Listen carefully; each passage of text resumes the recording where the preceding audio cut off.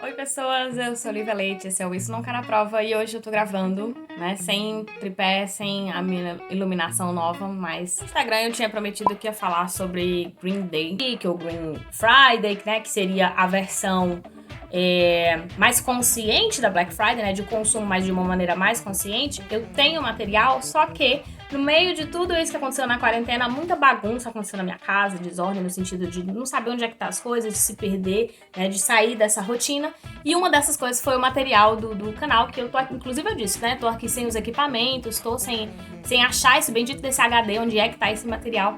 E isso é uma das coisas que eu percebi que atrapalhou, assim, durante a pandemia, meio que ficou bagunçado e a gente foi meio vivendo do jeito que dava. Provavelmente vocês acompanharam aqui, se não acompanharam, estão chegando agora, tem outros vídeos, né, no canal. Em janeiro, eu ainda estava morando em Portugal e vinha para o Brasil para começar o período de aulas, voltar para os empregos que eu tinha e etc. E aí, eu já ouvia falar, né, sobre pandemia, então eu já vinha alertando, quem segue lá no Instagram já sabia disso, né, eu vinha falando do que estava acontecendo, que provavelmente ia chegar aqui no Brasil, em especial pós-carnaval, que acabou acontecendo, né, então eu já vinha preocupada da pandemia chegar aqui, né, mas eu não tinha noção do que ia acontecer. Eu optei por fazer o distanciamento muito antes do que foi programado, né, eu já cheguei em fevereiro e a única coisa que eu fazia era de fato sair para dar aula, fazer feira e voltava. Ainda tava, né, dando aula em alguns cursinhos, porque também uma das coisas que aconteceu na pandemia foi eu fiquei desempregada. Uma das coisas que se eu soubesse, né, eu poderia ter pensado diferente, de repente ficar lá na Europa. Essa é uma das coisas também que aconteceu na pandemia, né? Eu tive esse privilégio de poder continuar fazendo e conseguindo trabalhos dentro de casa. Então eu prestei consultorias, eu ainda gravo para podcasts, né, escrevo para outros lugares. Então foi uma das coisas também da pandemia, esse privilégio de, mesmo estando desempregada, conseguir pegar aí uns outros trabalhos novos, me envolver com outras áreas e também poder me conhecer melhor. Esse é um ponto que eu acho que dentro da pandemia foi positivo para mim, né? Eu tive um momento de ler mais, de pesquisar. Logo no começo eu tive interesse em gravar para vocês, sugestões. Acabei não gravando, gravei e nunca postei nada.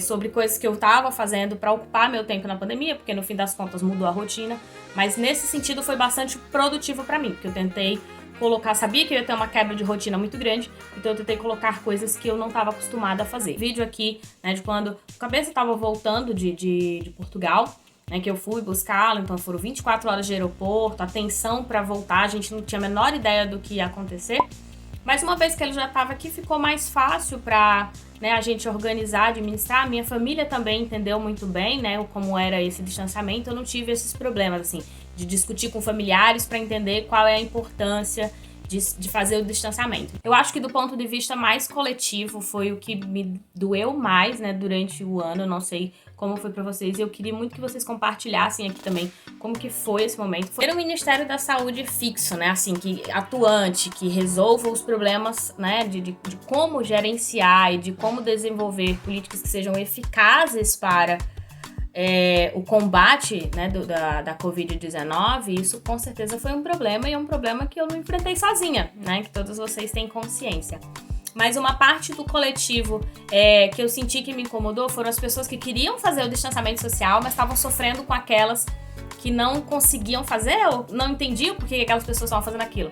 É muito difícil a gente entender, esperar que quando você tem uma comunidade tão grande, vamos colocar aqui no caso, né, o Brasil ou a comunidade, né, do seu município, é uma comunidade grande. Quando você tem um grupo de pessoas tão grande, é muito difícil que todas as pessoas pensem igualmente. Então você sempre vai ter realidades distintas, né, desde pessoas que nunca se colocaram numa situação de distanciamento porque não puderam se colocar, porque estavam trabalhando nesses setores essenciais, até as pessoas que podiam ter esse privilégio de fazer esse distanciamento, mas achavam que não precisavam porque estavam vendo muita gente no meio da rua, porque não era tudo isso, ou porque era invenção do governo. Tem pessoas que vão olhar mais para esse coletivo e vão aceitar, poxa, eu não tô vendo na minha região pessoas que têm Covid, por exemplo. Eu não conheço ninguém que pegou, mas eu sei que existem essa precaução, que as pessoas estão fazendo distanciamento e que isso faz com que tenha ainda menos casos.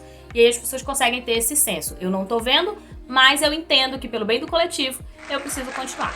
O que não significa que todas as pessoas vejam assim. A gente colocou no Noite Adentro, e se você não sabe, o Noite Adentro é um podcast, né, que eu participo com muitos apresentadores e que tem um quadro do Isso Não Cai na Prova.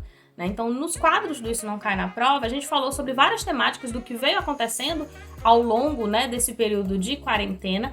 E também temos um quadro chamado Quarentena Dentro, que aí a gente fez os relatos, né, das pessoas que estavam quarentenadas, né, de mães quarentenadas, pessoas que tinham que sair, que não precisavam sair, né, conflito familiar e etc. Então, se você nunca assistiu, eu vou deixar o link aqui. O distanciamento acabou, as pessoas não estão, a maioria não está mais fazendo, mas já se fala em segunda onda na Europa, né? Se você vê o número de mortes, se pesquisar aí por número de mortes por Covid, né? Você tem de fato uma segunda onda, porque você sobe, tem uma descida bem grande e sobe novamente. Não é o nosso caso, a gente ainda tá, né? A gente ainda tá na onda. Provavelmente os casos vão sim aumentar em algum período de aglomeração. Muita gente falou que seria depois das eleições, o que não é difícil. São Paulo já está sinalizando que vai fazer uma regressão do que eles chamam, né, de, acho que linha verde, não sei se a palavra é linha, mas é verde, vão para a situação amarela, né, para essa faixa amarela, que é de mais atenção com relação à Covid.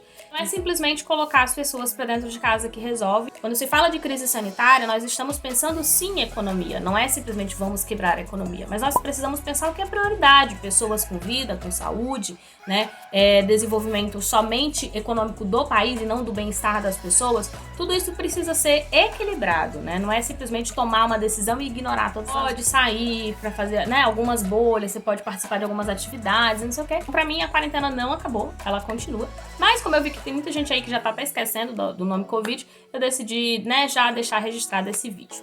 É muito provável que eu tenha esquecido um bocado de coisa, porque eu fiz esse vídeo mais livre, né? Tipo, vou lá falar um pouquinho, mais um relato. Mas eu queria muito que você compartilhasse comigo e tentasse aí relembrar, né, nesse momento de quarentena, o que foi mais difícil pra você e o que foi melhor, assim, uma coisa boa que aconteceu nesse período de quarentena. Estando ou não relacionado, mas que pelo menos tenha sido bom em 2020. Sei que é difícil pensar, mas deve ter uma coisinha que seja. Comenta aqui, né? Semana que vem a gente tem mais vídeos. Beijo, pessoas. Boa semana pra vocês e até semana que vem.